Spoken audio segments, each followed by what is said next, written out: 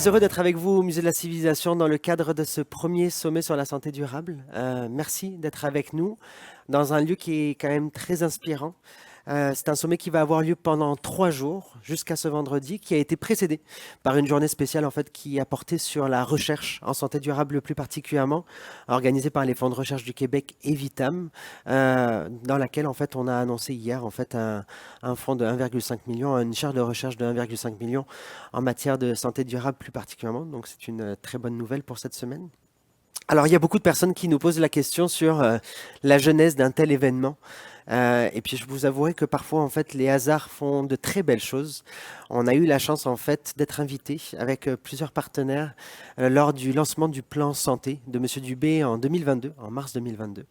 Et un peu par hasard en fait on s'est retrouvé plusieurs personnes autour de la table, plusieurs personnes autour des estrades. Julie Saint-Pierre, docteur Julie Saint-Pierre, Pierre Lavoie, Kevin Bilodeau de Cœur et AVC. Il y avait également la Société canadienne du cancer qui était là. Et puis, Julie, dans cet élan de positivisme, a dit, mais comment ça se fait qu'on n'organise pas un événement où on réunit tout le monde pour faire en sorte en fait, que la prévention et la promotion de la santé s'inscrivent dans ce plan-là comme l'un des éléments majeurs. Alors, on a pris la balle au bon. Avec ton accord, merci Julie. On a pris la balle au bon et on se retrouve aujourd'hui en fait au Musée de la Civilisation. Alors on se disait que ça allait être un événement sympathique, une journée, peut-être quelques centaines de personnes. Et puis en fait on se retrouve sur 3 jours, 4 avec la recherche hier. Hier il y avait 200 personnes. Cette semaine vous allez être environ 900, un peu plus de 900 personnes ici et en ligne.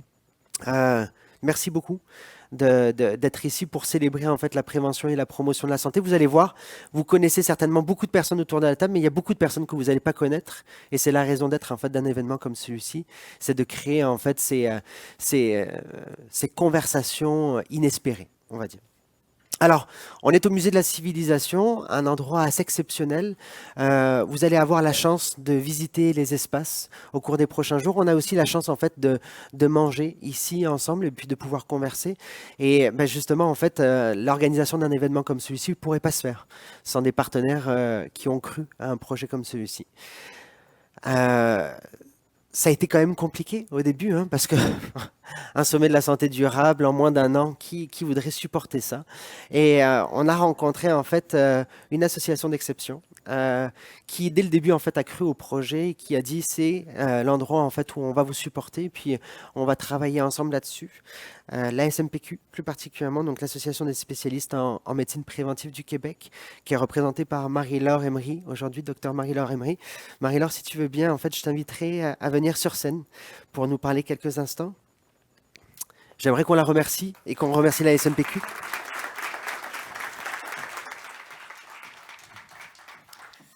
Bonjour à tous. Merci Thomas. Donc c'est un grand plaisir pour nous, Association des médecins spécialistes en santé publique du Québec, que de participer au premier sommet de la santé durable.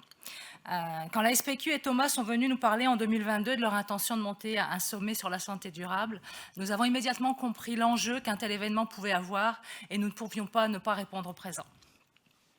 Mais nous ne nous attendions pas à un tel plébiscite, je vous l'avoue.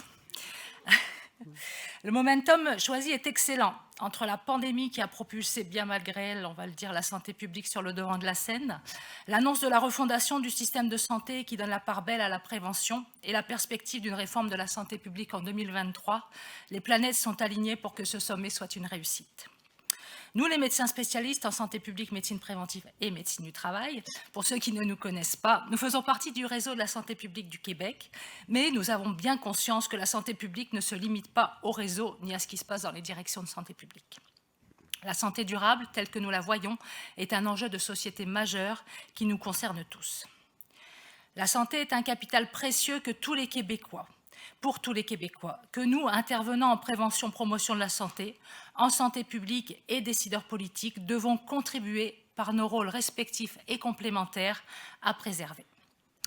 Le momentum est donc, je le disais, là pour que tous, associations, professionnels de la santé, organismes, chercheurs, politiques, convaincus de l'importance de la santé durable, puissions faire de cet événement un vrai laboratoire d'idées, nous écouter les uns les autres et réfléchir ensemble sur comment trouver des solutions pour que la santé durable soit enfin au cœur du débat de la santé au Québec.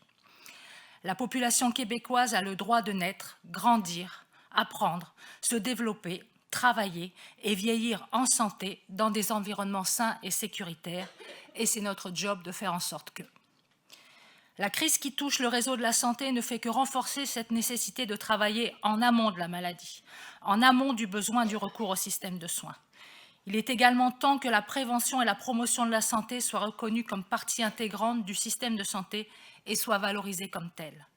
Il faut rétablir l'équilibre entre le préventif et le curatif. Équilibre de financement évidemment, mais aussi de reconnaissance des professions et valorisation des interventions. Il faut enfin sortir de l'idée que la santé publique se limite à dire aux gens de ne pas manger des hamburgers.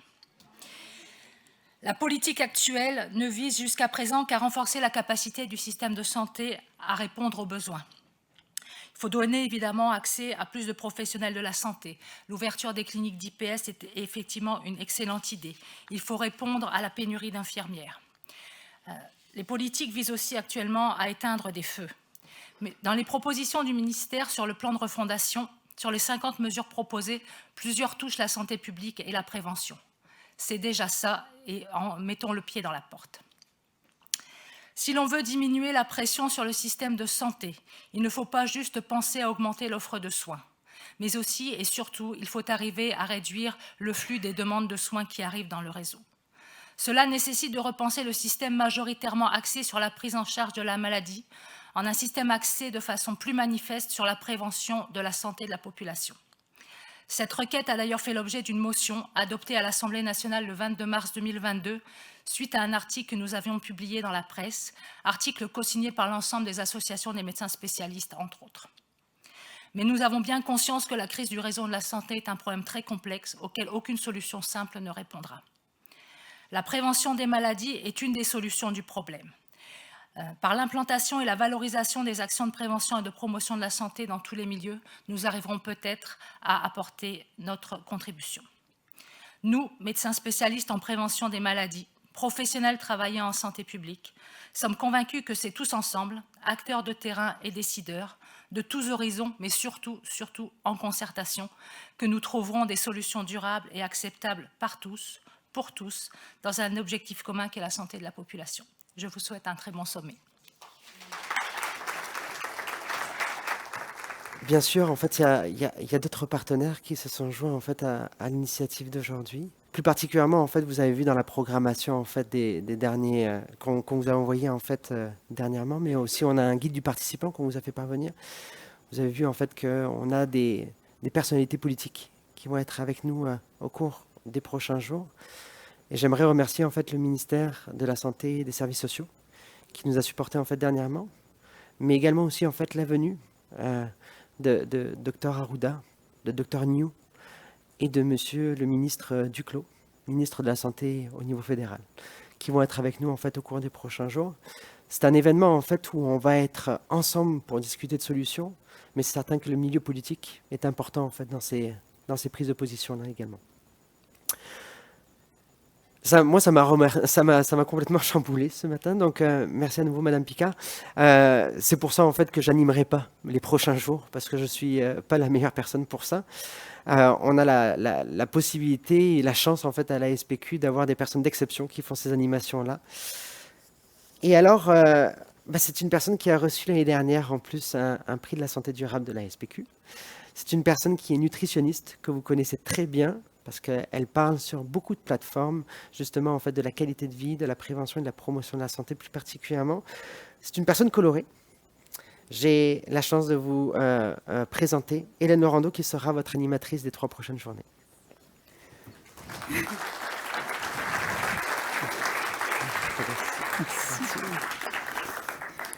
Merci Thomas. Définitivement, je n'ai pas lu le mémo pour s'habiller de façon colorée comme Diane et ses belles plumes d'oie blanche. Merci beaucoup Thomas, merci à ta super équipe. Bon, j'avais écrit ici d'organisateur chevronné, je devrais dire d'organisateur un peu fou, d'avoir relevé ce défi d'organiser un sommet sur la santé durable, le premier du genre. Merci à Julie pour l'inspiration, Pierre et tous les autres. Mesdames, Messieurs, et tous les esprits qui sont avec nous dans cette salle, C'est un véritable honneur pour moi d'être à ce micro et ce micro me change du micro dont j'ai l'habitude d'avoir à Radio-Canada. Et celui-ci vient avec plus de petits papillons, on dirait. Merci d'avoir répondu présent en si grand nombre. Alors, Thomas le disait, vous êtes près de 900, 200 dans la salle et environ 700 en virtuel, chez vous, à la maison, à votre chalet ou sur le bord de la mer exotique à quelque part. Merci d'avoir répondu à cette invitation de la SPQ et de ses partenaires pour participer à ce premier sommet. Merci de croire dans la prévention et de vouloir aider à désengorger notre système de santé. Les organisateurs vous ont concocté vraiment un beau menu. Ce n'est pas un menu 3 services, c'est un menu échelonné sur 3 jours. Un menu copieux. Vous entendrez plus de 40 intervenants de très haut niveau. C'est vraiment un honneur pour nous de les recevoir. Alors, chaque journée va être un peu sur le même modèle. Il y aura 3 blocs de conférenciers, donc 2 blocs en avant-midi, séparés d'une pause. Il y aura la pause du dîner et ensuite de ça, un autre bloc de conférence. Et on va terminer par une table ronde que Thomas va animer et que finalement, à la fin, on fera un court bilan de ce qu'on retiendra de ces journées, Thomas et moi. Et la journée devrait prendre fin à 16h30. Pour les gens dans la salle ici au musée, donc l'accès Wi-Fi, c'est musée événement. Il y a pas de... C'est musée invité, pardon, et il n'y a pas de mot de passe, donc musée invité. Et tout au long du sommet, on vous incite, on vous encourage à partager vos impressions, vos idées, vos apprentissages sur les réseaux sociaux. Dans les mots-clés que vous pouvez, qu'on peut vous suggérer, hashtag sommet santé durable, hashtag promotion santé, hashtag prévention, vous les connaissez. Et si jamais vous avez des petits messages d'ordre politique à passer, vous pouvez aussi utiliser ou ajouter le hashtag Paul QC, donc POL pour Politique Québec, ou hashtag ASNAT pour Assemblée nationale. Je vous mentionne pour les gens ici que vos sièges sont munis d'une prise si vous voulez brancher vos appareils juste sous votre siège. Et je vous demanderai de bien vouloir éteindre vos cellulaires ou de les mettre en mode silencieux. Alors, sans plus tarder, notre santé a plusieurs facettes. D'abord, elle est individuelle, puisque chacun fait des choix en fonction de ses connaissances, ses valeurs, ses moyens. Notre santé, elle est aussi collective, compte tenu de l'influence de l'environnement qui nous entoure sur nos choix et des politiques gouvernementales sur les opportunités et l'équité. Enfin, notre santé est globale et elle est influencée par un tas d'autres choses.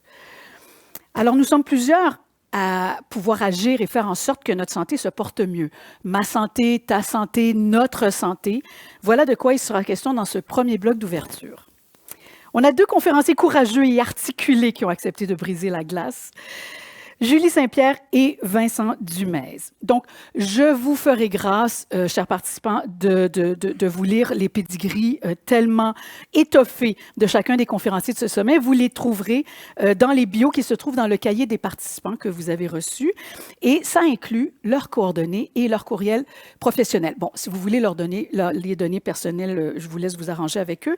Mais si vous avez envie de poursuivre le dialogue avec eux, leur poser des questions ou leur faire part de vos réflexions, vous serez bienvenus de le faire par ce canal, parce qu'on est bien conscient qu'avec près de 900 personnes, c'est un sommet de 2 semaines qu'il aurait fallu faire pour pouvoir accommoder les questions de tout le monde. Je vous redonnerai tout à l'heure des indications quant à la période de questions. Alors, nous allons commencer avec Julie Saint-Pierre, qui est une pédiatre très engagée à faire bouger les choses. Elle est lipidologue. Elle est la directrice de la Maison de santé prévention à Montréal, sur la rue Saint-Hubert. C'est ça? C'est Boulevard Saint-Joseph, pardon, Boulevard Saint-Joseph. Et ce sont des mots que j'aime beaucoup. Maison. C'est pas une clinique. Oui, c'est une clinique, mais c'est une maison aussi. Santé, prévention. Des mots que j'aime beaucoup. Julie, à toi la parole. Merci, Hélène. J'aimerais juste prendre une minute pour saluer le travail de Thomas et le remercier d'avoir relevé le défi aujourd'hui et aussi pour te rappeler que tu es entouré à l'Association de santé publique du Québec de plein de femmes qui sont autour de toi et qui ont fait de cette journée, de ces 3 journées, un franc succès. Alors, merci beaucoup, Thomas.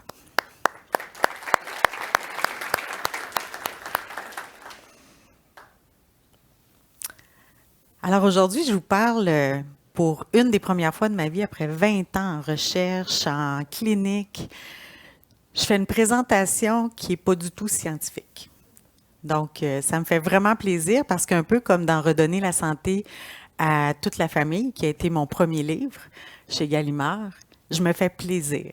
Je vous parle de santé personnelle, de santé de mes voisins, de mon quartier, de Montréal, mais d'ailleurs aussi au Québec, et de d'autres santé qu'on peut étudier aussi à l'étranger.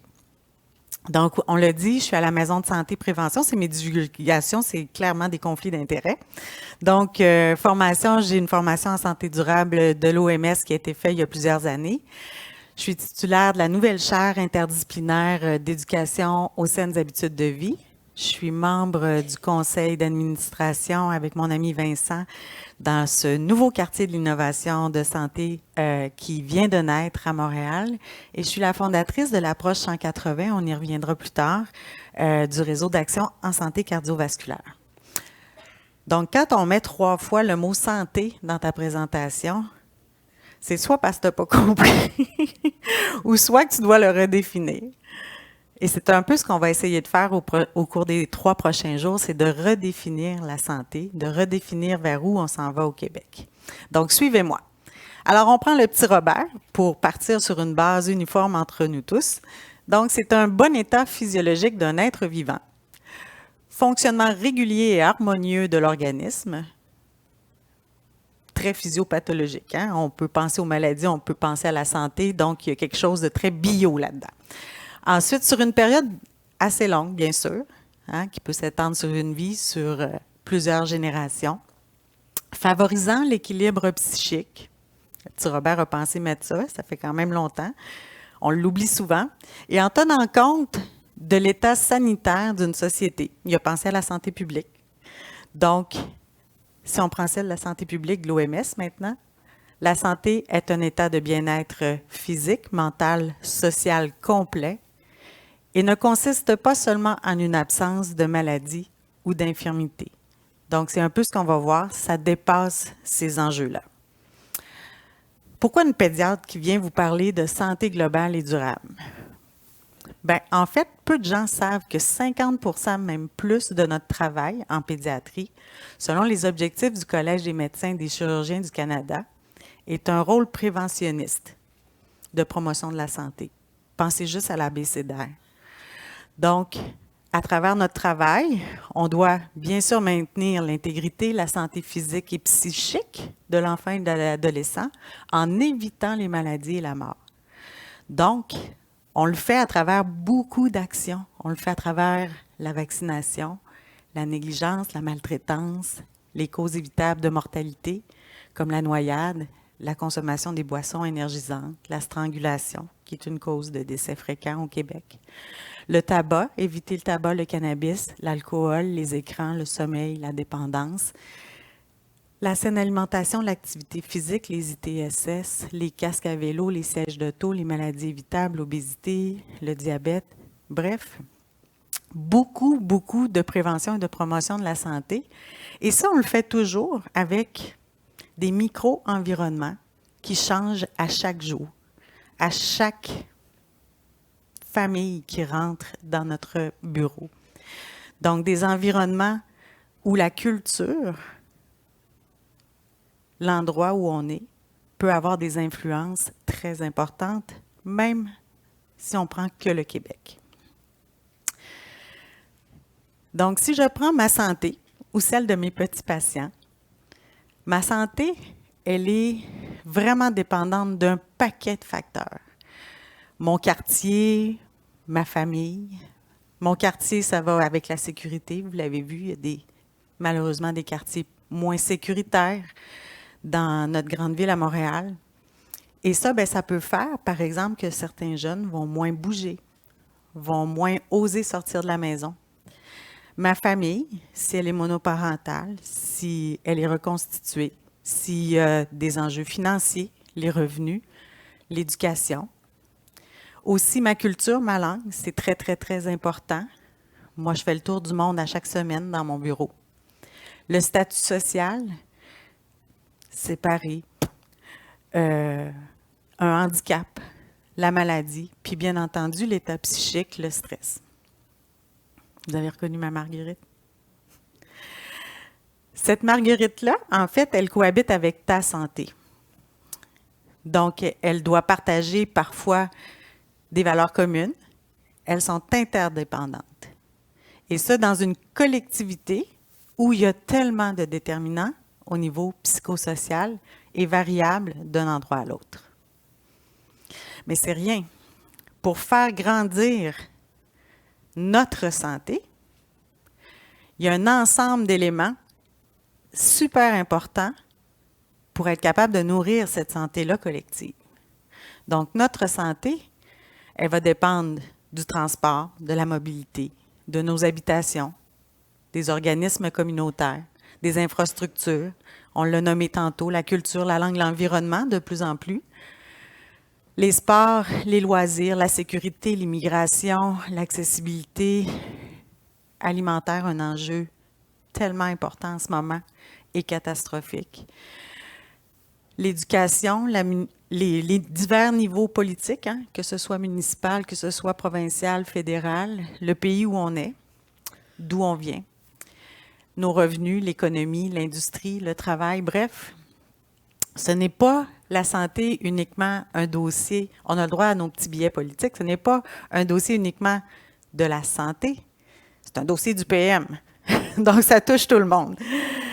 Ceci dit, comment cultiver notre santé de façon individuelle et collective au Québec?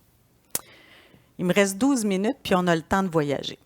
Donc, bien sûr, tout à l'heure, j'ai quelques projets qui ont commencé avec différentes communautés autochtones au Québec de nos Premières Nations.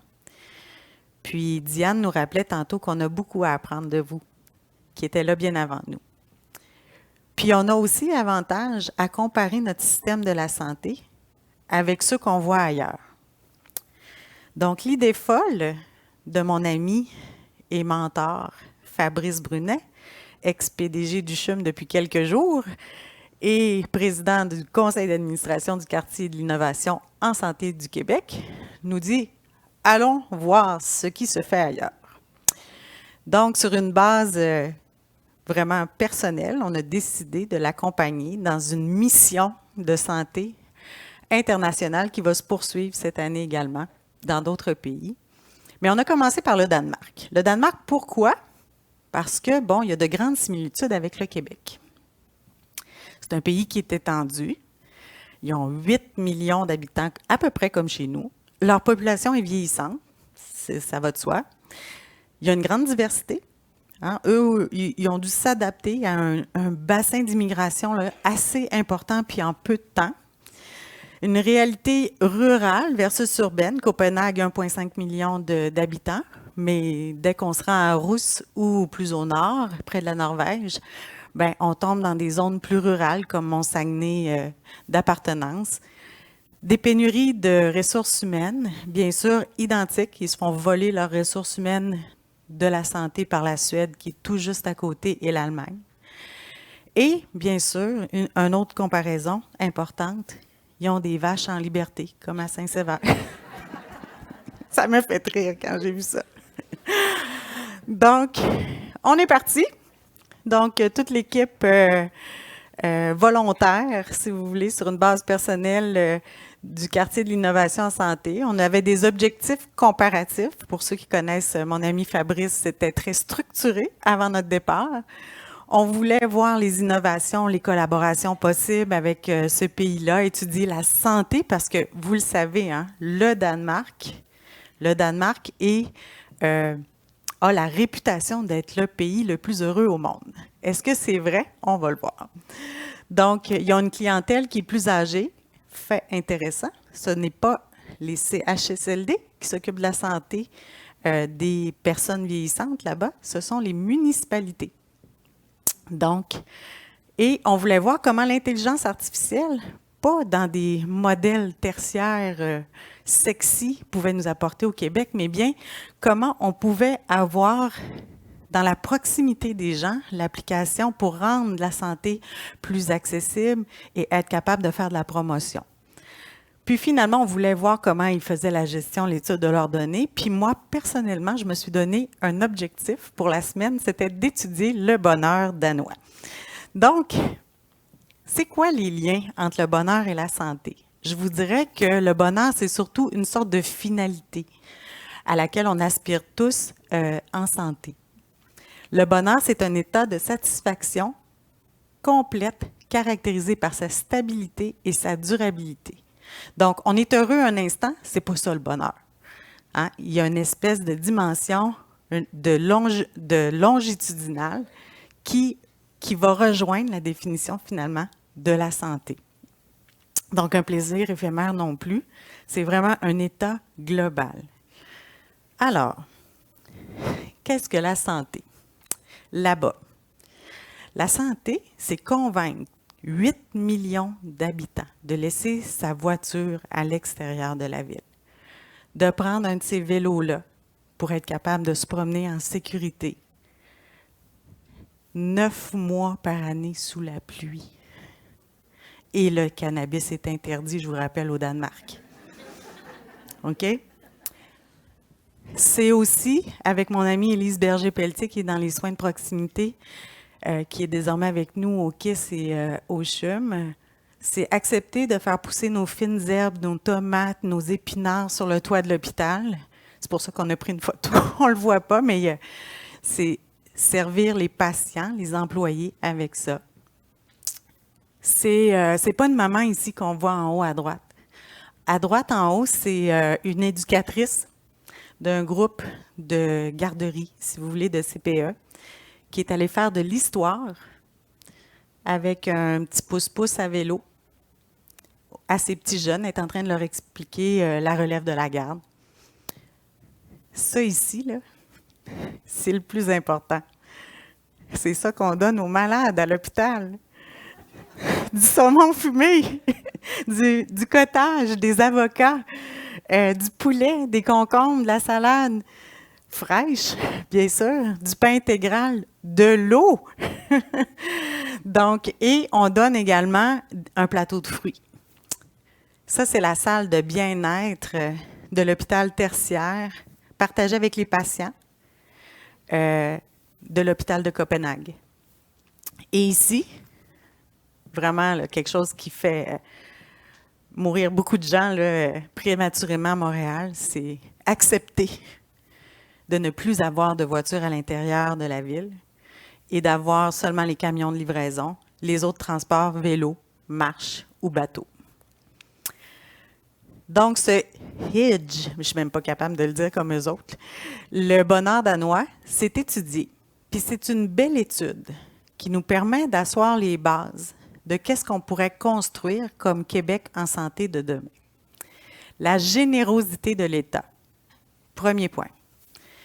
Les Danois savent que l'État, une fois en poste, va leur offrir ce qu'il y a de meilleur. On ne discute pas ça. Tous les partis de l'opposition s'entendent dans toutes les grandes décisions de santé qui touchent le pays. La qualité des institutions, les écoles, les hôpitaux, les centres pour les personnes âgées, ça fait partie de la base du bonheur danois. Des revenus plus équitables possibles. Attention, là, il y en a peut-être qui ne m'aimeront pas s'il y a des syndicalistes dans les médecins ici ou en ligne, mais imaginez 8 millions d'habitants qui fait accepter à des médecins d'avoir un salaire uniforme, salarié de l'hôpital, sont employés. Et je vais le dire, le chiffre, j'aime ça provoquer. 200 000 $. Que tu sois en médecine, tu es un salarié. Il n'y a plus de compétition, mais ça fait que tu ne vois pas d'itinérance. En partie, ça contribue à ça. Tu ne vois pas d'itinérance. On s'occupe du monde.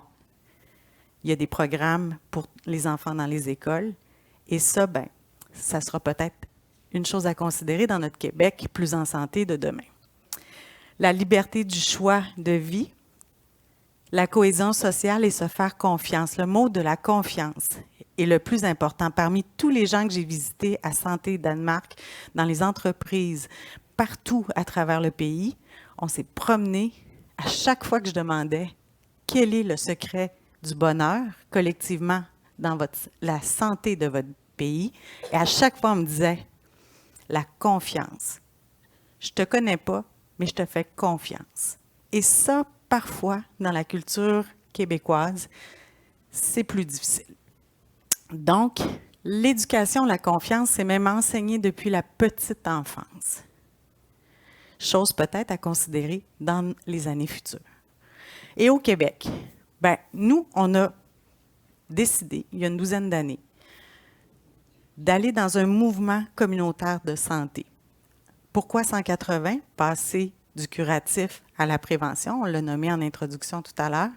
Donc, on voulait aller vers la promotion de la santé et la prévention dans une approche familiale, interdisciplinaire, basée essentiellement sur l'entretien motivationnel, le transfert des meilleures connaissances, une meilleure compréhension déculpabilisante de l'environnement du patient, de sa famille, afin de favoriser l'adoption d'un mode de vie plus sain et modifier progressivement les comportements à plus long terme dans la communauté. Donc, moi, je travaille en communauté, Hélène l'a dit tout à l'heure. Donc, ça veut dire, aller faire des cours de cuisine avec les familles les plus vulnérables, au Père Sablon. Ça veut dire aller faire des conférences dans les écoles. Ça veut dire enseigner à 50 jeunes l'été passé, 50 jeunes âgés entre 8 et 12 ans à Montréal à faire du vélo. Ils n'avaient même pas de vélo. Donc, trouver des vélos et leur enseigner comment rouler sécuritairement. Donc, pour avoir une ville en santé, un environnement sécuritaire, on doit apprendre aussi à faire le vélo. C'est avoir des ateliers. J'ai une école de cuisine pour ceux qui ont déjà visité, dans la maison de santé, qui permet aux jeunes de venir apprendre. Des ateliers sur le bien-être, le bonheur, pour permettre de réduire l'anxiété. Avoir des cours sur la désinformation avec Wal Trudeau, ceux qui l'auront reconnu, bien sûr. Convaincre des marchands, des épiciers de donner des fruits plutôt que de donner des bonbons. Aller au marché Jean Talon pour faire de l'éducation à la santé avec certaines personnes. Parler de mobilité, d'accessibilité pour certaines personnes. C'est parfois aussi être activiste, je vous le dis, dans mon cas, pour défendre les soins et les préjugés à l'égard des personnes en situation d'obésité. C'est convaincre aussi le Fairmount de faire des cours de cuisine, parce qu'on mange 3 fois par jour toute notre vie. C'est un élément important de la santé des gens. Et malheureusement, quand tu viens d'ailleurs, aller à l'épicerie, ça peut être compliqué. Puis offrir des aliments de santé à tes enfants nutritifs aussi. Et finalement, une petite fierté, mais c'est aussi de créer le premier garage communautaire gratuit de vélo pour les enfants qui peuvent venir du quartier réparer leur vélo gratuitement, gonfler les pneus, remplir la gourde et recevoir en même temps des conseils de santé s'ils le souhaitent. Ce qui nous a amené à construire une chaire interdisciplinaire d'éducation à la santé, parce qu'une étude récente dit que 90% des professionnels de la santé, puis c'est ma seule phrase scientifique, 90% des professionnels de la santé rapportent ne pas avoir reçu une formation adéquate dans la promotion de la santé. Donc, imaginons qu'à l'issue de ces 3 belles journées, rêvons, mais qu'on soit capable de mettre en commun nos efforts, nos expériences, parce que des expériences à 180 degrés, il y en a plein d'autres ici dans la salle, mais il y en a aussi en ligne, qu'on mette ces efforts-là ensemble afin d'amorcer un véritable changement de santé. Profiter des 3 journées pour questionner, commenter, favoriser la création d'un mouvement global collectif qui part d'une base individuelle, bien entendu, mais collectif, et établissons les balises d'une société inspirée par le bonheur afin d'y arriver. Donc, en 2023, même si on est vers la fin du mois, je me permets de vous dire santé et bonheur à tous et à toutes. Il faut tout un peuple pour éduquer à la santé. Vous avez reconnu le proverbe africain que j'ai un peu adapté. Nous, pour notre part, on va permettre aux gens de s'inscrire à la chaire à partir de janvier 2024. Il y aura un volet populationnel gratuit et très facilement accessible qu'on va rendre disponible via le site web du Quartier de l'innovation en santé que je vous ai présenté. C'est bon? J'ai 20 minutes. Merci.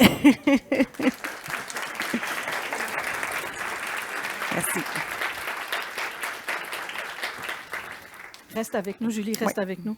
Merci, parce que dans le cas de Julie, on va passer tout de suite à la période de questions, hein, à ta demande.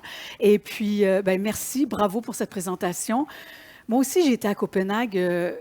On aurait dû se croiser, on aurait pu se croiser. J'étais là en septembre, en même temps que toi. Ce que je remarquais dans les rues de Copenhague, par contre, ce qui facilite, je me disais, ils sont 40 ans en avance. En tout cas, certainement sur Montréal. Je ne sais pas quelle est la situation à Québec ou dans d'autres villes de notre territoire, mais tu sais, quand tu roules à vélo là-bas, il y a une voie réservée pour les automobilistes. Il y a un foyer sur 4 qui a une voiture là-bas. Donc, 75% des gens, comme tu disais, se déplacent à pied ou à vélo ou par bateau. Mais il y a un trottoir surélevé, séparé pour la voie des vélos. Ouais. Parce que j'étais frappée de voir comment les gens ne portaient pas le casque là-bas. Puis on en a fait, nous aussi, du vélo. Puis je disais, mais ils n'ont pas de casque. Mais c'est beaucoup moins dangereux que chez nous. Puis je me disais, c'est un frein important, ça, tu sais, la cohabitation avec les automobilistes. Et on se sentait vraiment en sécurité quand on était à vélo, parce que on ne pouvait pas avoir une portière d'auto qui s'ouvre qui nous fauche sur notre parcours, parce qu'il y a vraiment la voie réservée aux voitures, la voie réservée plus surélevée aux vélos et autres trucs électriques. Et je ne sais pas comment toi, tu as vécu ça, mais ça m'intéresse. On a creusé vraiment cet aspect-là. Hélène, merci de le souligner. J'avais oublié d'en parler. Viens à la lumière. En fait, on a creusé avec... on avait la chance d'être accompagnés par des représentants des ambassades du Québec et du Canada, et on a posé des questions par rapport à cette saillie, en fait, qui est un dissuasif là, assez important pour les voitures, parce que si tu t'accotes dessus, tu brises ta voiture. C'est très gros. Et d'autre part, pour avoir une voiture, une chose que j'ai oubliée, c'est que tu fais accepter à la population de payer une taxe à l'achat de 180 %. Chaque véhicule que tu achètes, ça te coûte 180 % de taxes. Personne qui discute ça là-bas. Parce qu'on sait, on fait confiance à l'État, on sait que ça va être redonné dans des bons services. L'autre chose aussi, c'est que le conducteur, même si le cycliste est responsable en termes nord-américains, si le cycliste s'engage et qu'il a une collision, alors qu'il ne devait pas s'engager, ce n'est pas le cycliste qui se présente chez monsieur le juge, mais bien l'automobiliste. Donc, il est responsable de la sécurité et de la santé de tous les cyclistes.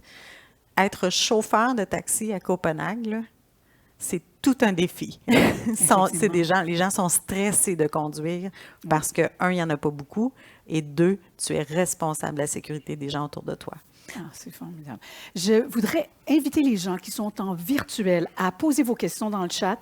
On va les recevoir. Inquiétez-vous pas, ça va se rendre jusqu'ici au Musée de la Civilisation, et je pourrai aussi les partager avec vous.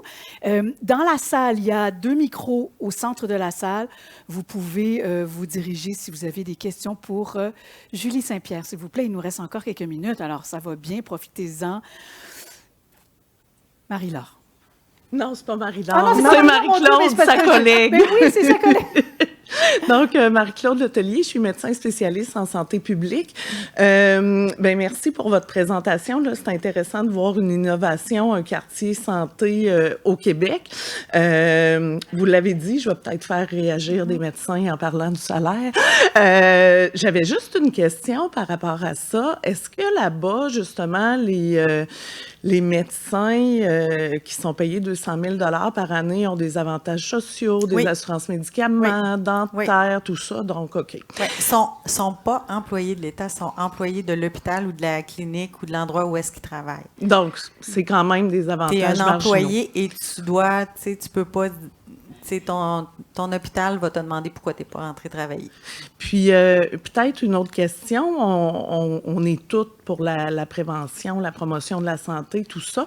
Moi, c'est l'aspect faire confiance à l'État. On sait, il y a un coefficient de Gini qu'on appelle avec, justement, la santé, la confiance qu'on peut avoir envers l'État. Là, c'est pas ça directement, mais pour dire l'honnêteté de l'État aussi. On sait que les pays nordiques, dont le Danemark en a un qui montre qu'on peut avoir confiance en l'État. Comment on peut amener ça dans des pays comme les nôtres? C'est certain que, surtout avec les 3 dernières années, je voulais cette conférence-là très positive. Donc, je ne voulais pas amener d'aspect négatif, mais je l'ai partiellement nommé. C'est un travail de moine qu'on va avoir à faire au Québec pour recréer, à la lumière de toutes les décisions, la gestion de la pandémie, les réseaux sociaux qui apportent beaucoup de fausseté.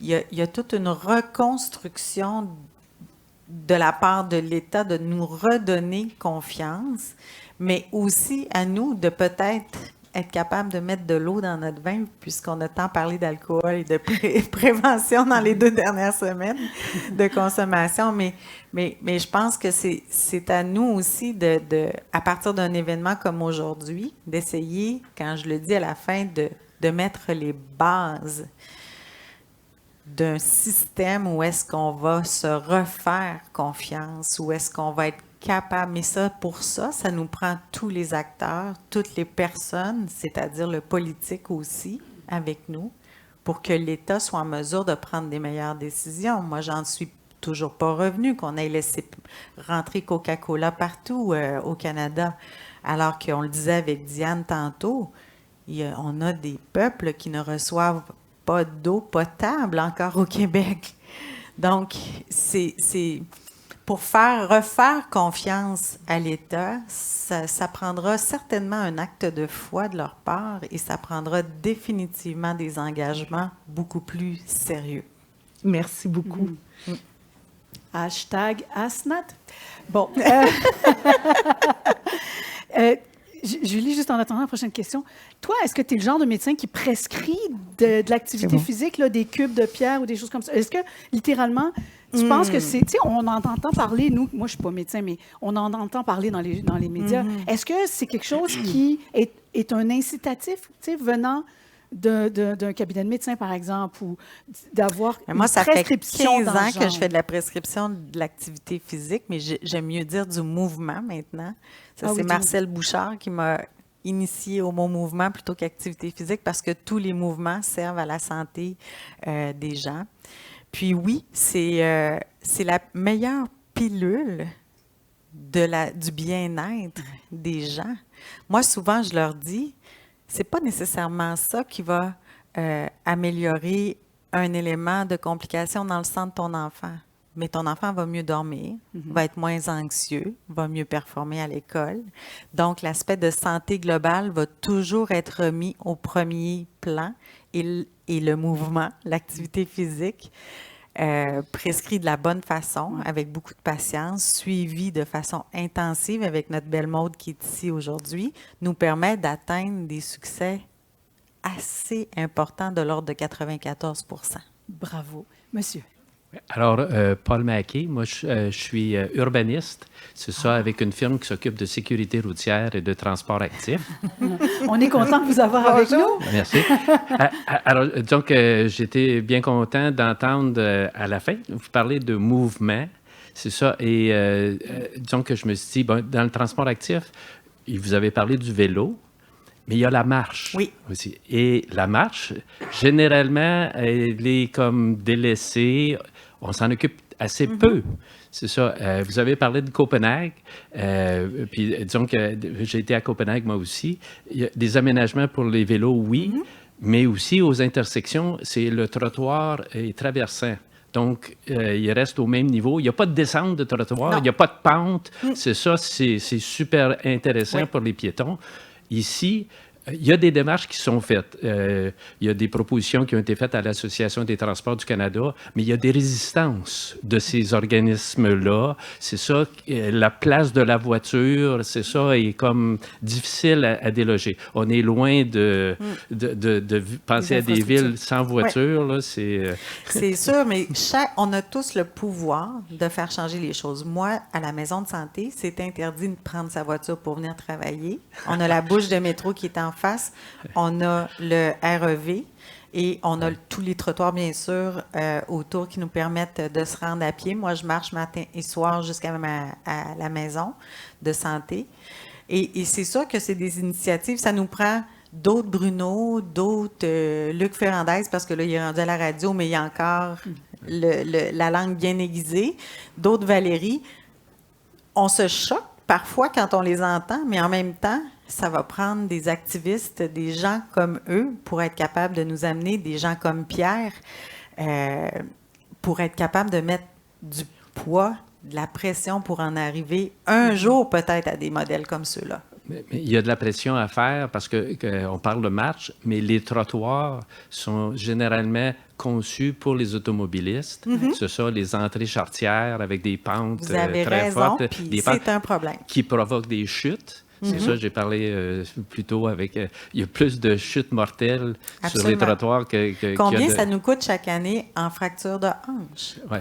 Prenez juste les fractures de hanche à l'urgence. C'est souvent une chute sur la glace ou une espèce de descente qui est inappropriée. Et des trottoirs pas assez larges pour permettre à deux poussettes de se rencontrer. Alors, j'invite à investir de l'effort de ce côté-là. Merci. Nous le ferons ensemble. Une dernière question rapidement Oui, avant de passer. Je vais peut-être que je vais faire mon commentaire après parce que je ne sais pas si je pourrais être aussi rapide que ça. Donc, c'est plus un commentaire qu'une question. Est-ce que je peux y aller? Absolument. Merci. Bonjour, je m'appelle Ama Ané. J'aimerais d'abord saluer Mère Picard et mes salutations aux personnes présentes. Donc, je suis d'Action Cancer du Sein du Québec, située à Tiohtià:ke, Montréal. On existe depuis 30 ans et on est à la croisée des mouvements féministes, environnementaux et en santé. Donc, j'aimerais juste nommer qu'on est très fiers, en fait, parce qu'on collabore avec on fait plusieurs projets maillage avec des universités, donc l'UQAM. On commence un projet avec Gina Tézé, qui est la co-titulaire en éco-citoyenneté sur la racialisation de la maladie. Et aussi, on participe à une politique nationale sur le racisme environnemental. Et on a aussi participé par le biais de ma collègue Trish, sur le documentaire L'industrie du ruban rose, disponible sur le site de l'ONF. Je voulais juste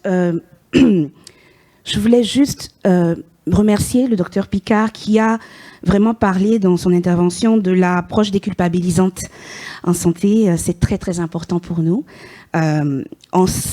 Nous sentons déjà les paradigmes qui vont à l'encontre de nos analyses. Le mouvement des femmes auxquelles nous appartenons, le G13, l'étape régionale des groupes de femmes, les mouvements de santé qui basent leur analyse sur l'approche intersectionnelle, scrutent avec beaucoup d'intelligence et de courage les plans en santé, par exemple le plan en santé et en bien-être des femmes. Et on se pose souvent la question sur le fait de partir du prisme de l'individu. Parce que quand on part du prisme de l'individu, on s'éloigne dangereusement des variables systémiques, environnementale et économique même de la question de la santé. Donc, se focaliser sur le poids, les habitudes alimentaires, l'exercice, c'est important, mais ça peut aussi ignorer le rôle essentiel du gouvernement dans le soutien aux personnes. Et aussi, j'aimerais juste nous rappeler pour les prochains jours, pour les prochaines discussions, que les concepts de poids, de santé sont hautement racialisés et aussi genrés et aussi classistes. Donc, les personnes que nous rencontrons au quotidien ont leur propre définition de la santé et aussi ont le droit et devraient participer aux conversations courageuses que nous avons, par exemple, ici aujourd'hui. Je voudrais juste dire, mon intervention va s'arrêter ici pour l'instant, mais je nous encourage à avoir une vision périphérique de la santé durable. Merci. Merci de nous rappeler ça. Absolument. Un sujet très vaste. On aurait pu faire un sommet de 3 jours juste sur ça. Hélène, Thomas? moi, j'aimerais faire un commentaire. Julie, en fait, nous a dit que l'année prochaine, elle nous invitait au sommet de la santé durable à Copenhague, justement.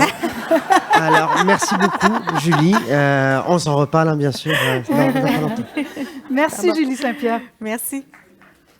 Et bravo.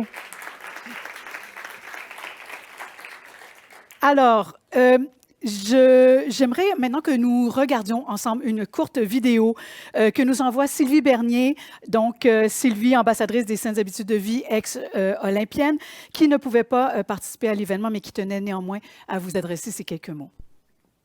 Bonjour à tous, chers participants. Un grand merci aux organisateurs du sommet de me permettre de vous adresser quelques mots ce matin. Comme la SPQ, pour moi, la santé durable, c'est plus de santé pendant plus longtemps pour les générations actuelles et futures du Québec et de partout dans le monde.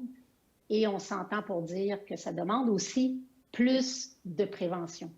Ceux qui me connaissent depuis longtemps, ça fait déjà près de 40 ans que j'unis ma voix, puisque nous sommes des milliers de personnes à faire la promotion d'un mode de vie physiquement actif et d'une alimentation saine au quotidien. Oui, il y a eu des avancées, mais en même temps, la pandémie a vraiment mis en lumière comment notre santé peut être fragile. Ça a aussi mis en lumière plusieurs choses, comme notre système de santé qui est à bout de souffle. Et ça ne date pas des 2-3 dernières années, mais bien des décennies. On a vu aussi que la santé cardiovasculaire de nos jeunes s'est dégradée. On voit aussi qu'on ne bouge pas assez. Nous sommes sédentaires. La consommation de fruits et de légumes est insuffisante. Les apports en sucre et en sel demeurent élevés dans notre alimentation. Donc, travailler sur les déterminants sociaux de la santé, c'est complexe, très complexe. Mais c'est le mandat aussi que se sont donnés les 2 tables. Lorsque je parle des 2 tables, je parle de la table québécoise sur la saine alimentation, la TQSA, et la table sur le mode de vie physiquement actif, la TMVPA, dont j'ai le privilège, le grand privilège de présider. Donc, on parle de près de 70 organismes qui se réunissent pour se mobiliser, pour influencer, pour sensibiliser. On parle de concertation interministérielle. Pourquoi? Dans le but de favoriser la mise en place d'environnements favorables pour aider les gens à bouger plus et à manger mieux au quotidien. Évidemment, on souhaite tous, comme vous, que ça bouge plus vite, mais heureusement, il y a des choses qui ont changé pour le mieux dans les dernières années. Maintenant, on peut dire que c'est presque toujours normal de se demander quel sera l'impact de nos décisions sur la santé, la qualité de vie, le mieux-être de la population. Et les décideurs sont de plus en plus nombreux à se préoccuper d'intégrer la qualité de vie, le concept aussi d'environnement favorable et les inégalités sociales dans leur processus décisionnel. Oui, je le sais, puis vous allez en parler pendant le sommet. Il reste beaucoup de gens sensibilisés, influencés, convaincre. Il y a plein de belles choses qui ont été faites. On a juste à regarder, pas très loin, là. Les cours d'école sont plus vertes, se sont multipliés. Il y a des marchés publics. On se soucie d'aménager des parcs de proximité pour avoir accès à la nature à côté de chez nous. On parle maintenant d'alimentation durable, d'autonomie alimentaire et j'en passe. Il y a aussi la politique gouvernementale de prévention en santé, dont Dr Arruda en est l'ambassadeur. L'approche de cette politique-là, lorsqu'on parle de santé dans toutes les politiques, c'est une clé extrêmement importante de la prévention. Une approche intersectorielle, interministérielle, pour agir de façon systématique sur les déterminants de la santé, et ce, à tous les paliers du gouvernement.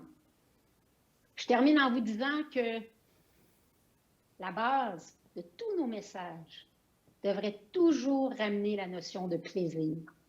Le plaisir associé au comportement qu'on souhaite, ça devrait toujours être au cœur de chacun de nos messages. J'ai espoir qu'un jour, on va tous comprendre que la prévention, c'est la solution à privilégier pour une société plus heureuse, plus prospère. Mais vous le savez, modifier nos comportements, c'est pas facile. Hein? Même pour nous, c'est pas facile. Et si on commençait par être, nous tous, des ambassadeurs des ambassadeurs au quotidien, dans notre quotidien, dans tout ce qu'on fait, en modifiant nos comportements un pas à la fois. Je vous lance le défi. Si vous m'écoutez ce matin et vous êtes tous assis, on se lève debout, tout de suite. On se lève debout. On peut juste bouger un peu pendant 1 ou 2 minutes. Et je vous invite à le faire à chaque heure pendant le sommet. Je vous remercie et je vous souhaite de belles discussions. Sylvie, je te salue. Ça a fonctionné. Ça a fonctionné. Bon, écoute, on ne va pas se lever nécessairement à chaque heure de la journée, mais on a prévu une pause pour vous dégourdir en après-midi grâce notamment à la collaboration de la Fédération des kinésiologues du Québec et de Filles actives. Alors, Sylvie Bernier, c'était ma girl du jeudi, comme on s'appelait à Salut Bonjour. Et ça me faisait réfléchir en l'écoutant que dans les années 90, quand même, il y a 30 ans, à Salut Bonjour, le jeudi, on parlait de saines habitudes de vie. Je parlais d'alimentation. José Lavigueur s'occupait du segment activité physique et Sylvie parlait des saines habitudes de vie en général. Et donc, c'était comme ça qu'on se surnommait les girls du jeudi dans la salle de maquillage à 6 heures le matin. Donc, je cède maintenant la parole à Vincent Dumez, que j'ai bien hâte d'entendre. Vincent, il est directeur patient et co-directeur scientifique du Centre d'excellence sur le partenariat avec les patients et le public et influenceur, un mot extrêmement galvaudé, un mot pas toujours fiable ou un modèle nécessairement, mais nous, on en a un vrai influenceur en santé. D'ailleurs, Vincent Dumez a fait partie du palmarès La Presse des 22, le palmarès 2022 de La Presse avec les 15 véritables influenceurs. On est très fiers de l'avoir avec nous. Vincent, à toi la parole.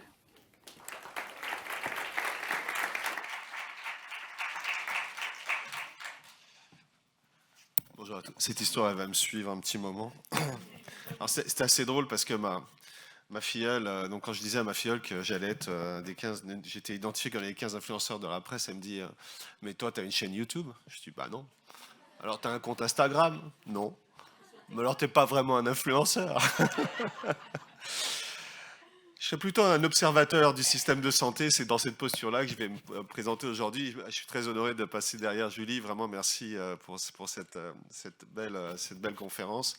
Moi, je vais vous parler un petit peu plus du système. Puis, comme je suis un observateur, hein, pour ceux qui ont lu l'article dans la presse, c'était un bon article. On a toujours un peu peur quand on va parler de nous dans la presse. On se demande toujours comment ça va sortir. Ils ont fait la comparaison un peu avec, comparé avec Fadi Daguerre et on était identifiés comme des gens qui changeaient de l'intérieur. Alors moi, je vais vous parler de l'intérieur, puis je vais vous parler de ma lecture un peu du système de santé pour arriver à atteindre ces objectifs si ambitieux qu'on a en matière de santé durable. On a passé la journée hier avec plusieurs décideurs et grands intellectuels et chercheurs de système de santé et ça m'a amené plusieurs réflexions. Donc j'ai ma présentation que j'avais préparée, mais je vais aussi vous parler un peu de ce que je pense de tout ça et où j'en suis. Déjà, alors je vais remercier Thomas aussi, puis je voudrais aussi souligner, comme Julie, Thomas et son action et l'action de son association. Thomas exerce un excellent et un grand leadership en ce moment, depuis 2 ans maintenant qu'on se connaît au Québec. C'est un leadership qui est extrêmement important, il amène une perspective qui est assez unique et je pense qu'il a trouvé la voie pour vraiment la porter. Alors je tiens aussi à saluer son action et à l'action de son association vraiment de façon très sincère. Alors moi, mon équipe, en 2010, on a lancé ce qu'on appelle le patient partenaire. C'est pour ça que il y a eu cette question au niveau cette reconnaissance au niveau des influenceurs notamment. Donc on a lancé à la faculté de médecine de l'Université de Montréal le programme patient partenaire. Alors ce qu'on oublie un peu, c'est que le programme patient partenaire, aujourd'hui, par exemple dans le système de santé, il est beaucoup connu parce qu'on a à peu près entre 1500 et 2000 patients partenaires qui sont impliqués comme partenaires de transformation dans les CIS, les SUS, les équipes de recherche, dans les universités, et qui sont en train de, effectivement, amener la voix citoyenne à l'intérieur des transformations qui s'opèrent. Donc c'est une excellente nouvelle, c'est une grande fierté de la développement de ce mouvement-là, c'est qu'il y a une vraie connexion. On est au Québec, c'est l'endroit dans le monde où on a le plus de leadership là-dessus. Alors il y a vraiment de la connexion citoyenne, c'est tous des patients, par exemple, déjà atteints de maladies chroniques, qui ont beaucoup des familles, qui ont beaucoup d'expérience du système de santé, puis qui sont là pour aider. Donc on connaît le patient partenaire sur cette volet-là beaucoup, puis c'est sur cette question des capacités qu'on a développées au fil du temps ici au Québec. Mais le patient partenaire, au départ, c'est une vision du soin. Alors le patient partenaire, je vous mets juste comme ça, vous connaissez tous cette définition de la santé durable, je ne vais pas la relire. Mais le patient partenaire au départ, c'est le patient partenaire de soins, c'est le citoyen partenaire de soins. Moi je suis un patient, donc je suis un hémophile sévère, donc ça veut dire que j'ai 52 ans, je suis dans les soins depuis 52 ans. J'ai été contaminé dans les années 80 comme beaucoup de mes pairs, par les transfusions sanguines, par le VIH et l'hépatite C, donc je suis aussi séropositif. J'ai été un militant SIDA assez longtemps à Montréal, fin des années 80, début des années 90. Et donc la vision qu'on a transportée au départ, nous les patients, c'est une vision qui vient des patients, c'est de dire finalement, effectivement, les patients ont des savoirs, les patients peuvent développer des compétences, les patients peuvent développer de l'autonomie. Donc c'est les grands moments, les grands termes du mouvement associatif aussi, qu'on a développé d'ailleurs dans l'activisme SIDA, en disant oui, les gens sont capables d'agir sur leur santé, sont capables de prendre soin d'eux-mêmes, et que finalement prendre soin d'eux-mêmes, c'est une de nos premières responsabilités. Et derrière le patient partenaire, c'était avant tout ça. Et ça me ramène à cette idée, puis je vais déployer les concepts, à cette question de la confiance. J'aime bien le discours qui vient d'être fait par la dame qu'on a vue avant, mais on est toujours dans un discours qui dit il faut que les gens comprennent. Il faut que les gens comprennent. Moi, je pense que les gens, ils ont déjà compris. Il faut qu'on arrête d'être dans un processus d'évangélisation. Il faut qu'on passe, et c'est ça la question de la santé durable, en mode capacité d'accompagner les gens à agir. J'étais encore il y a 2 jours avec un de mes amis qui a un doctorat, qui a été le PDG d'une grande boîte de conseil à Montréal. Il a 2 enfants en jeune âge. Et il me disait, Vincent, c'est quoi les meilleurs sites pour... J'ai cherché un peu partout, je n'ai pas trouvé des sites vraiment je trouvais intéressants pour voir comment je peux bien nourrir mes enfants. J'étais là, j'ai dit, mais c'est lui, il ne trouve pas. Qui va trouver?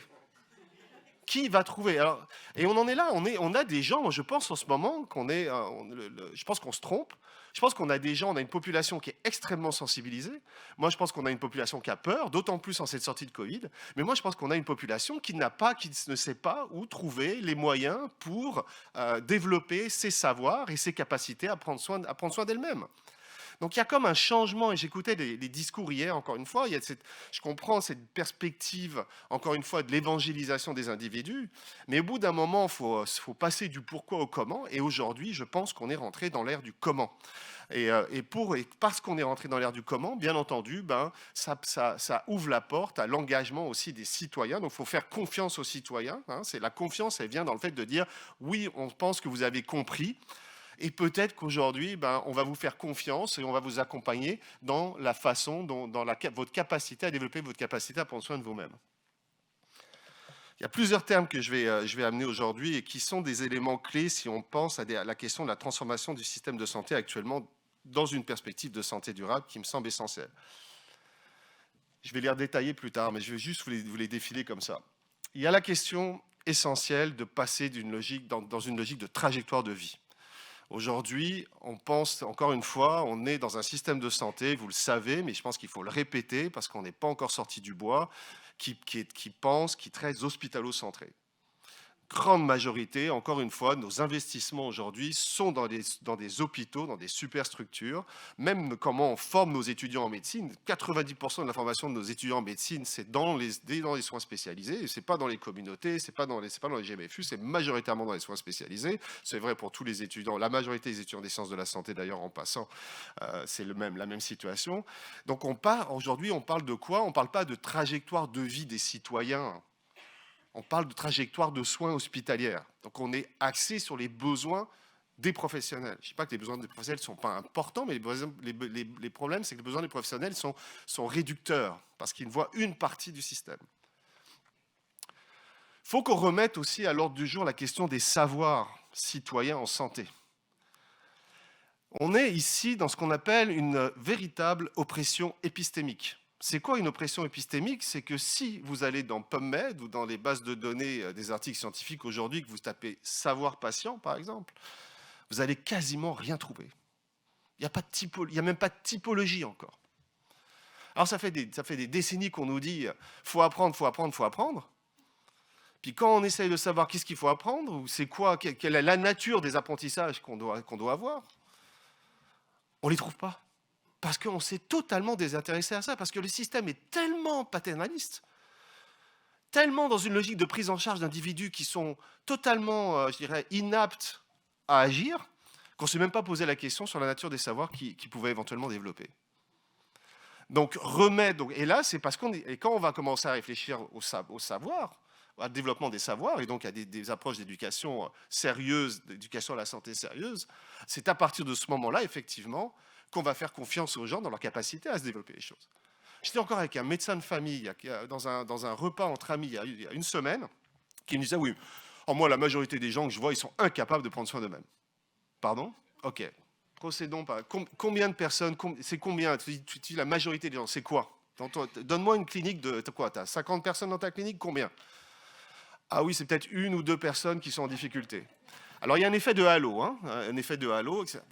Alors, bref, je pourrais citer des exemples comme ça. Donc, cette question de la reconnaissance, elle est au cœur d'ailleurs de la notion entière de patient partenaire et de la notion de partenariat avec les patients, si je remets cette question de patient, parce que bien entendu, il ne peut pas y avoir de partenariat sans une reconnaissance de la complémentarité des savoirs des partenaires. C'est la base même d'un partenariat. C'est pour ça que je pense que cette notion de partenariat, même si elle a été galvaudée, reste intéressante parce qu'elle garde en son sein cet élément extrêmement important de partenariat. On doit aussi parler de parcours d'apprentissage. Il faut aider les gens. Encore une fois, il faut les accompagner dans leur capacité à développer leur savoir en santé. Et ça doit se faire de façon structurée, ça doit être une véritable stratégie, surtout qu'en ce moment, il y a beaucoup d'outils à disponibilité, notamment la jungle de la santé numérique qui amène à la fois des grandes capacités, mais qui force forcément à l'organisation des choses. Pardon. Bien entendu, la ligne communautaire. J'ai été un militant SIDA pendant des années. J'ai quitté un peu l'environnement communautaire depuis que j'ai conduit cette question du patient partenaire. Puis là, j'y reviens en ce moment parce que je suis directeur des partenariats à la faculté de médecine. Puis je suis en train de faire une tournée des organismes communautaires qui travaillent avec nous.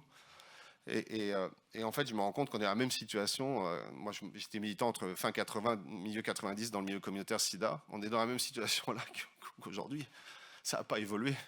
Le dynamisme, l'ingéniosité, l'innovation, la capacité d'adaptation des organismes communautaires est toujours là. Mais ils sont toujours financés sur une base de projet. Il n'y a toujours pas de budget opérationnel consistant pour leur permettre d'avoir une viabilité et de vivre. Puis là, on regarde, on se dit, mais est-ce qu'on est sérieux ou est-ce qu'on est sérieux ou est-ce qu'on n'est pas sérieux? Est-ce qu'à un moment ou à un autre, on va véritablement régler cette question-là et soutenir ces personnes qui ont un rôle si important? Et on l'a vu, en plus, on l'a vu pendant la période de Covid. Hein. On a vu à quel point ils étaient le dernier filet quand tout n'allait plus. Alors, c'est la question de la communauté, et puis le dialogue, je vais y revenir. Donc, les savoirs citoyens en santé, extrêmement important. Donc, on est en train, nous, de sortir une typologie des savoirs citoyens en santé. Eh bien, des savoirs citoyens en santé sont multiples. Hein. Il y a des savoirs cliniques, des savoirs, les gens savent, ont des bases de compréhension quand ils sont diabétiques, ils ont des bases de compréhension de ce qu'ils ont. Peut-être qu'ils n'ont pas les bons mots, peut-être qu'ils n'ont pas les bonnes choses, et en tout cas, ils s'intéressent. Ils ont des savoirs d'auto-navigation, de navigation, parce que le système est tellement complexe que finalement, au fil des expériences de navigation dans le système, ils cumulent des savoirs incroyables. C'est d'ailleurs ces savoirs-là qu'on mobilise dans les démarches d'amélioration continue de la qualité dans les CIS et les SUS. Quand les patients sont impliqués dans ces démarches-là, ils nous amènent ce savoir de navigation qui nous démontre à quel point ils connaissent bien le système et surtout la façon de résoudre les problèmes de navigation. Ils ont des savoirs d'auto-monitoring, on s'auto-diagnostique tout le temps. En plus, en sortie de Covid, on est encore plus hypochondriaque qu'on ne l'a jamais été. Hein. On est là, on se demande, on se dit, ok, est-ce que c'est le virus pulmonaire? Est-ce que c'est le truc? C'est le machin? On ne sait plus. Donc, on va regarder sur Internet, on est tout le temps branché sur de l'information d'une façon ou d'une autre. Ou alors, on va appeler notre voisin, ou alors, on va en parler à notre... On a une culture de la santé phénoménale. Tous les jours, on parle de santé. D'une façon ou d'une autre, tous les jours, on parle de santé, donc on est en constante auto-évaluation. Donc, encore une fois, c'est vraiment, on est en mouvement, on est véritablement en mouvement. Puis, on a des savoirs expérientiels aussi, qui sont les savoirs de tous les jours, qu'on se communique, et notamment à travers les réseaux sociaux ou autres. Donc, ces savoirs sont là, sont mobilisés, sont présents, et je vous rappelle qu'ils aident à presque 95% des décisions de santé dans le cadre d'une trajectoire de vie. Comme je disais, il faut parler aussi de trajectoire de vie, pas de trajectoire de soins suicidaires. À partir du moment où on amène des patients, par exemple, dans les démarches d'amélioration continue de la qualité, la première chose qu'ils amènent, c'est une vision systémique. Ils font tomber tous les silos automatiquement, parce que les silos, c'est quelque chose d'artificiel qu'on amène par nos silos disciplinaires qui sont naturels dans les milieux de santé. Et puis, bien entendu, les patients aussi amènent naturellement, poussent naturellement des collaborations intersectorielles. Le partenariat aussi au niveau de la communauté. Donc, je parlais des organismes communautaires aujourd'hui. Alors, quand je parle des organismes communautaires, je parle de deux sortes d'organismes communautaires. Je parle des organismes communautaires qui sont beaucoup axés sur l'accompagnement des populations vulnérables, mais je parle aussi des associations de patients. Alors, bien sûr, eux, c'est avant tout, bien entendu, ils font de la prise en charge directe, mais ils sont aussi les premiers acteurs terrain de l'éducation populaire. C'est eux qui vont accompagner, qui vont faciliter le développement, la transmission de savoirs, des savoirs citoyens en santé et qui vont aider les personnes à rester chez eux et à être le plus autonome possible et à développer des capacités effectivement de navigation, d'auto-soin, de saines habitudes de vie, etc., etc. Ces personnes-là ne sont pas là en train de nous dire il faut que vous fassiez ça. Ces personnes-là nous aident au quotidien. Moi, mon association, je suis un hémophile. J'ai la chance d'être dans une association extrêmement active sur le plan d'éducation à la santé et l'éducation thérapeutique. À 6 ans, je savais minimalement m'autodiagnostiquer mes hémorragies. Je savais m'auto-transfuser par intraveineuse. Ma famille, ma grand-mère, tout le monde a été passé par les systèmes d'éducation thérapeutique. J'avais 6 ans là. Je comprends qu'il y a des barrières de littératie, mais j'avais le niveau de littératie d'une personne de 6 ans. Alors, cette question de la littératie d'ailleurs est extrêmement intéressante parce que cette question de la littératie, vous remarquerez qu'il y a un vrai défi, hein, je ne nie pas, c'est un véritable défi, mais elle est souvent amenée comme une barrière. Hein, on va souvent dire, en fait, ce qu'on va souvent dire sur la littératie, c'est « Ah oui, mais ces gens-là, de toute façon, il y a une barrière de littératie, donc il y a un minimum qu'ils peuvent comprendre. Hein, » la chose derrière, c'est grosso modo, ils ne pourront pas comprendre. Il y a des barrières de littératie, ils ne pourront pas comprendre. Moi, ce que je peux vous dire, et on l'a vu aussi dans le milieu SIDA, c'est que les barrières de littératie, une des meilleures façons de les réduire, c'est d'amener des patients à former des patients. La meilleure personne pour former un médecin, c'est un médecin. La meilleure personne pour former une infirmière, c'est une infirmière. La meilleure personne pour former des patients, c'est des patients. Moi, j'ai connu le milieu SIDA début des années 90. On était tous en train de mourir. On était dans des situations de survie épouvantables. On se transmettait les savoirs. On se transmettait des connaissances. On avait des niveaux d'éducation extrêmement variés. Beaucoup d'entre nous étaient des personnes marginalisées. Mais ce n'est pas pour ça qu'on n'était pas capable de s'être construit un système à l'intérieur de la communauté de transmission des savoirs extrêmement efficace, tellement efficace que les chercheurs se sont mis à nous étudier. C'est comme ça que les premières théories d'auto-soin, de self-management, ont été théorisées, notamment à Stanford, par Kate Lorig à l'époque, en observant cette communauté en détresse qui était en train de transférer des savoirs. Alors ces capacités, encore une fois, sont là, et c'est mon principal message aujourd'hui, mais ça passe par le renforcement de la ligne communautaire. Puis c'est incroyable parce que c'est tellement simple. C'est ça que je ne comprends pas dans le système qu'on est actuellement. C'est tellement simple, c'est facile, c'est facile. C'est le meilleur investissement qu'ils peuvent faire. Là. Ça ne va pas leur coûter des fortunes en plus. Hein. On ne parle pas là de milliards d'investissements. Là. On parle d'investissement, d'un retour sur investissement absolument incroyable. Et ce n'est pas fait. Et j'ai encore une fois, j'ai eu la démonstration dans la tournée que j'ai faite dernièrement, même post-Covid. Donc on a vraiment un problème assez important à ce niveau-là. Dernier point, le dialogue. Et ça, c'est important. Un des points importants qui a été annoncé hier dans la création de la fameuse chaire. Donc hier, le FRQS a annoncé la création d'une chaire en santé durable avec un investissement quand même subséquent. Et la particularité, c'est que cette chaire est co-digérée. Non ? On parle de nourriture depuis tout à l'heure. Est co-dirigée par 2 scientifiques et 2 citoyens. Hein, donc Guy Poulain, qui est un patient partenaire qu'on connaît bien, et une autre, Madame Arbour, qui vient du Cégep de Jonquière, qui est rattachée justement à des approches par rapport à la sensibilisation de la jeunesse, etc. Donc ça, c'est bien, ça. Dès le départ, on démarre une chaire avec une double gouvernance. Donc ça, c'est effectivement... Donc il faut entretenir ces dialogues-là. C'est-à-dire que la santé durable, aujourd'hui, on parle beaucoup de co-construction dans le contexte institutionnel. Il faut que les citoyens, il faut que les patients, il faut co-construire avec les scientifiques, les décideurs, etc. Moi, je dis rien, parce qu'il faut commencer par la co-construction. Mais en fait, moi, je crois que ce mouvement-là ne sera viable que s'il est assumé par les citoyens en bout de ligne. Il faut passer par la co-construction en ce moment, on en parle. Mais encore une fois, c'est jusqu'à quel point on va être capable de retransférer cette confiance, et cette confiance est importante chez les citoyens, qu'effectivement, ils font déjà des choses, ils sont conscients, ils ont envie de changer, ils font déjà des choses, qu'on leur fait confiance dans leur capacité à évoluer, et qu'à partir de ce moment-là, on les intègre totalement dans la transformation du système qui va permettre cette évolution-là. Et éventuellement, pour qu'eux, éventuellement, chez eux, assument le leadership sur leur propre santé. Et c'est ça le problématique qu'on a actuellement, c'est qu'encore une fois, notre plus gros défi, c'est de sortir d'un modèle de santé quand même encore très paternaliste, qui effectivement donne des signes d'ouverture de plus en plus importants, avec des leaders internes et externes qui font des actes, je dirais, des courageux et importants, comme la création de la chaire et la codirection qui a été annoncée hier. Mais on a encore beaucoup de travail au Québec sur cette question-là.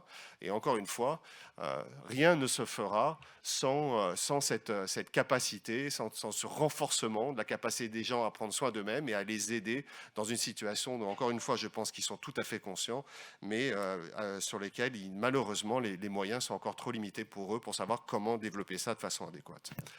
Merci beaucoup, c'était un plaisir de vous parler de ça ce matin.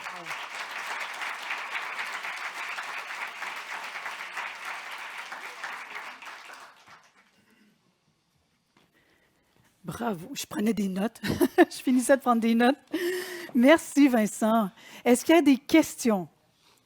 2 micros dans la salle. Les questions à domicile qui me seront transmises sur mon cellulaire. Ah, Thomas. Merci, Thomas. Parfait. Une première question pour toi. Pardon, Vincent. Vincent, c'est quoi un patient?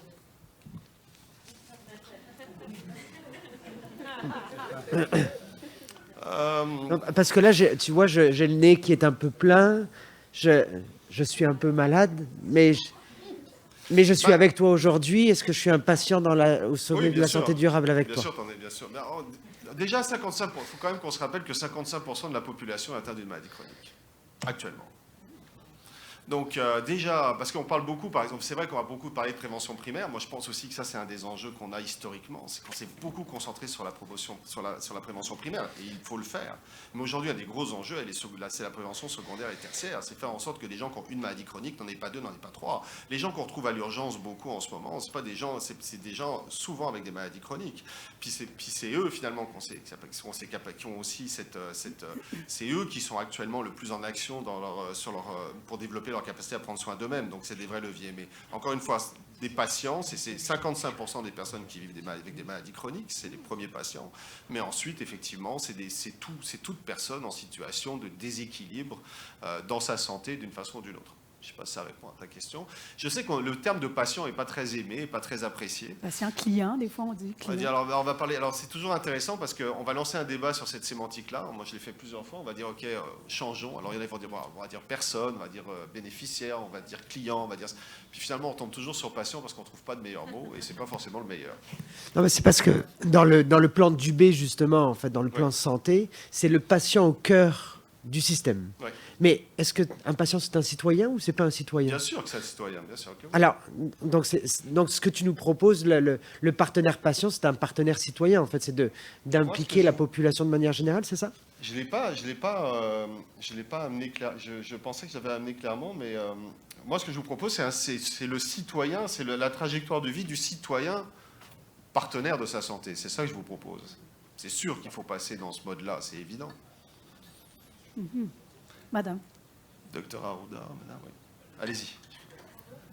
Vous m'entendez? Oui? Oui, OK. je t'entends très bien. Bonjour, Sarah Chapuis du Réseau francophone international pour la promotion de la santé. Ce que je trouvais intéressant dans ce que vous disiez, quand vous avez évoqué la gouvernance, ça me faisait me questionner par rapport à vos expériences, toutes les discussions que vous avez eues avec une variété de partenaires.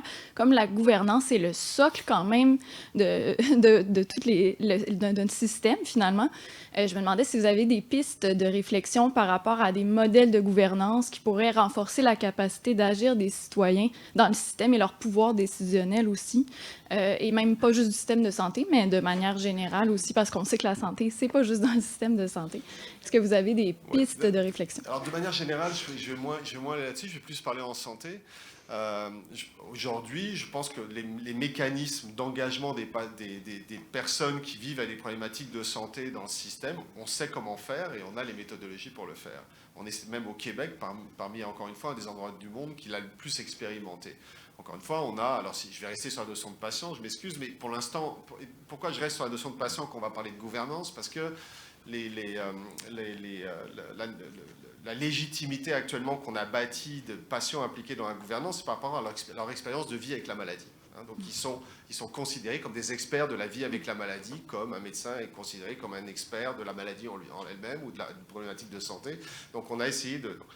mais aujourd'hui, ces mécanismes d'implication des patients ou des citoyens dans la gouvernance, on les connaît très bien. On a déjà beaucoup d'expériences au Québec, dans les CIS, dans les SUS, à des niveaux tactiques, à des niveaux stratégiques. Ça fonctionne, on sait quels sont les principes pour que ça soit efficace et qu'effectivement, il puisse y avoir un véritable partage de la prise de décision. Alors, il faut simplement les déployer à plus grande échelle. Il y a des discussions d'ailleurs actuellement au niveau du ministère, parce qu'il y a la création de l'agence. La nouvelle agence de santé sera peut-être une opportunité de réfléchir à ça. Donc, qu'est-ce qu'il faut tenir en compte?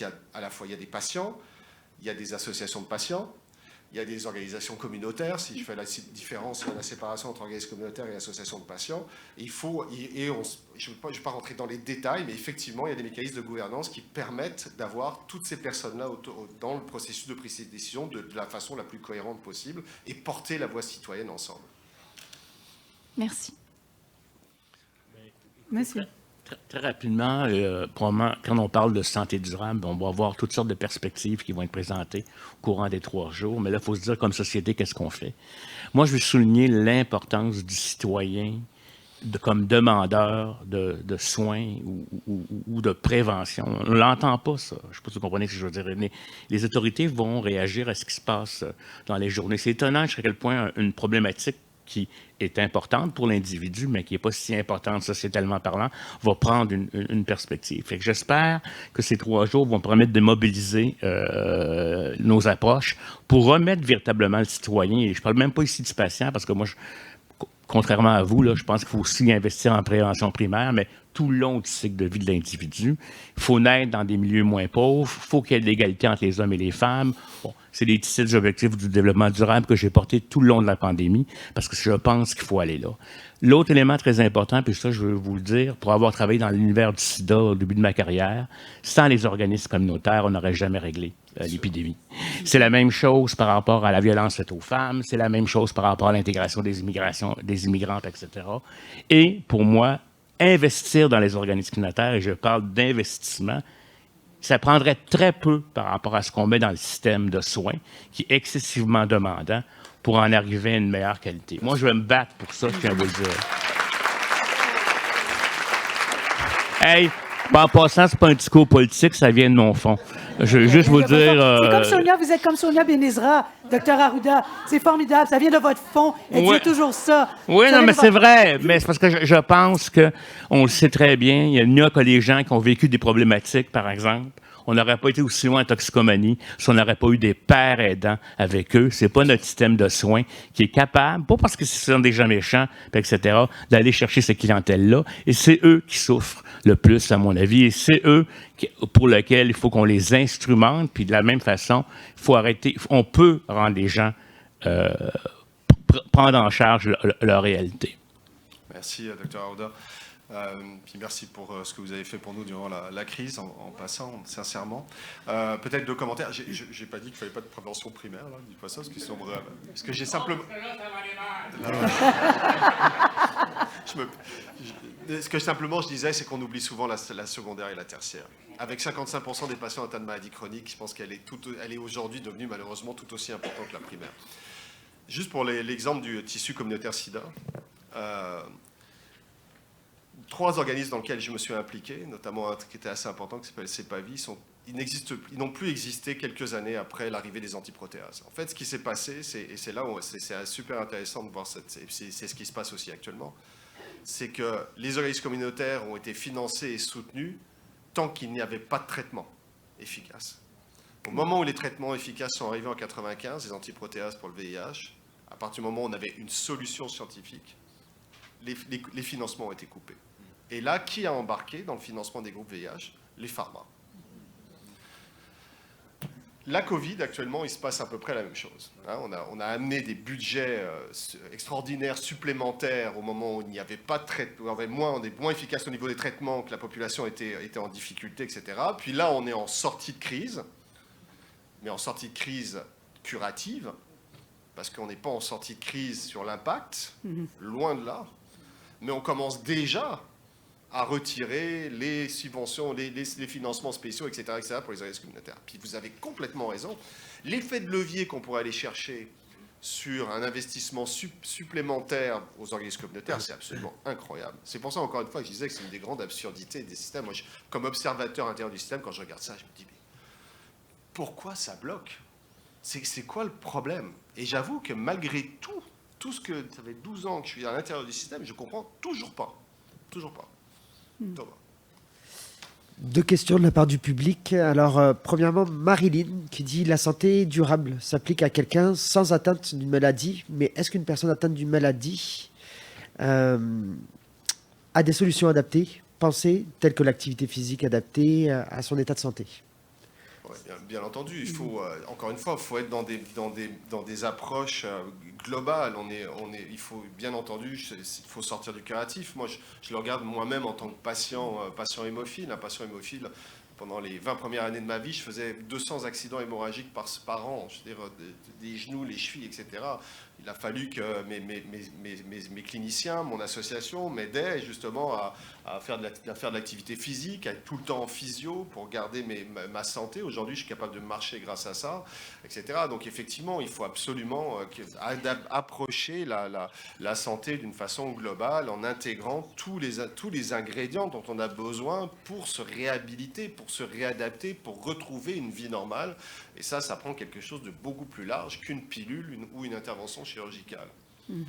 Donc, je vais sauver la voix de Thomas quelques minutes pour qu'il puisse chanter l'opéra un peu plus tard.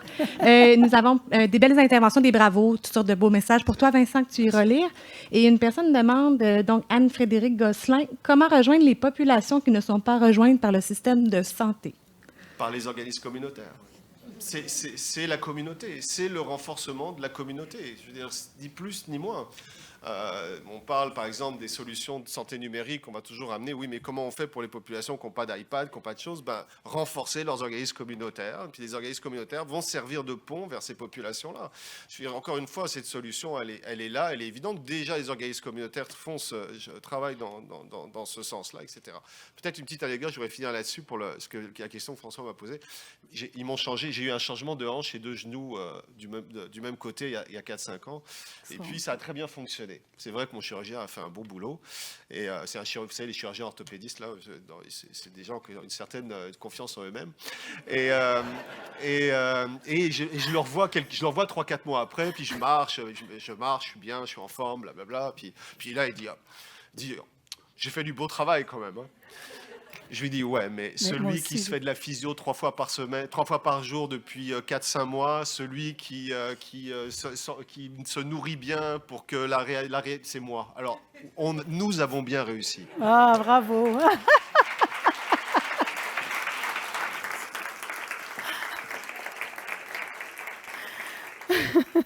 Merci, Vincent Dumais, vraiment.